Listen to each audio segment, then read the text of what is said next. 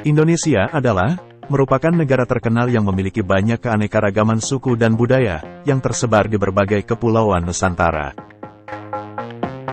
Seiring dengan perkembangan zaman, sebagian besar dari suku-suku yang ada di Nusantara ini, sudah dapat menyesuaikan diri dengan kehidupan modern. Namun, ada yang masih mempertahankan tradisi lama, dan hidup jauh dari peradaban. Salah satunya adalah, suku Korowai yang terdapat di daerah Provinsi Papua. Dari beberapa suku di Indonesia, hanya suku Korowai yang memiliki tradisi yang paling misterius dan menyeramkan, yang menyimpan banyak hal mistis. Kehidupan suku Korowai masih bergantung pada alam. Lokasi tinggalnya tidak menetap dan selalu berpindah-pindah. Mereka mengandalkan hasil hutan sebagai sumber makanan utama sehari-hari. Meski begitu, mereka juga tahu dan tidak sembarang berpindah ke lokasi yang bukan hak wilayahnya. Keahlian dalam berburu dan mengumpulkan makanan telah diturunkan dari generasi ke generasi, sehingga mereka dapat bertahan hidup di alam liar yang menantang. Suku Korowai berbeda dari suku-suku lainnya di pedalaman Papua. Untuk menutupi badannya, laki-laki dan perempuan hanya mengenakan pakaian dari dedaunan. Mereka juga dikenal sebagai pemburu ulung, dan memiliki berbagai bentuk senjata yang disesuaikan dengan buruannya. Suku Korowai hidup terasing di pedalaman hutan Papua, yang memiliki kebiasaan hidup di atas pohon, atau dikenal dengan sebutan rumah pohon, sehingga suku ini sering dijuluki manusia pohon. Disebut rumah pohon, karena salah satu unsur utama dari rumah ini adalah sebuah pohon.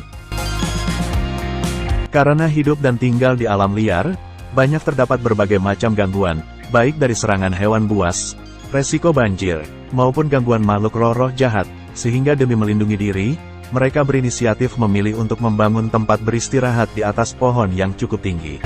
Bukan rumah pohon yang hanya didirikan beberapa meter dari permukaan tanah, suku ini membangun rumah setinggi hingga puluhan meter di atas pohon.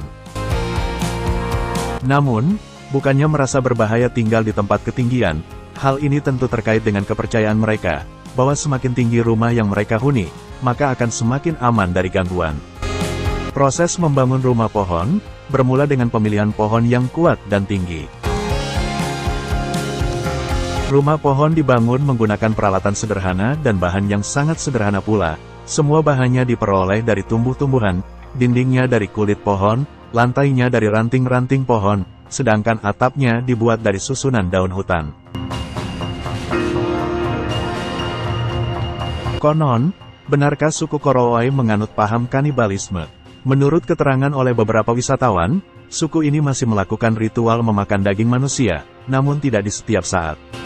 Sebab, berdasarkan kepercayaan setempat, suku Korowai hanya membunuh manusia, yang dianggap melanggar aturan terhadap kepercayaan mereka.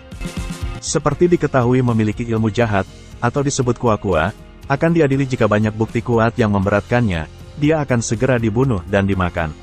Ini artinya bahwa, masyarakat suku Korowai tidaklah sembarang membunuh dan memakan daging manusia. Jadi, bagi suku Korowai bahwa kanibalisme ini sebenarnya merupakan bagian hukum adat, atau sistem peradilan pidana mereka, bagi orang yang terbukti berat melakukan kejahatan atau perbuatan terlarang. Namun, ritual kanibalisme suku Korowai ini sudah jauh lebih berkurang dan ditinggalkan, sejak mereka mulai mengenal dunia luar. Itulah kehidupan suku Korowai di tengah hutan belantara, dan alam yang menantang telah membentuk mereka menjadi suku yang tangguh, dan penuh dengan kearifan lokal. Terima kasih telah menyaksikan video ini, dan jangan lupa tekan tombol subscribe, dan nyalakan notifikasinya, agar video-video seru lainnya tidak terlewatkan.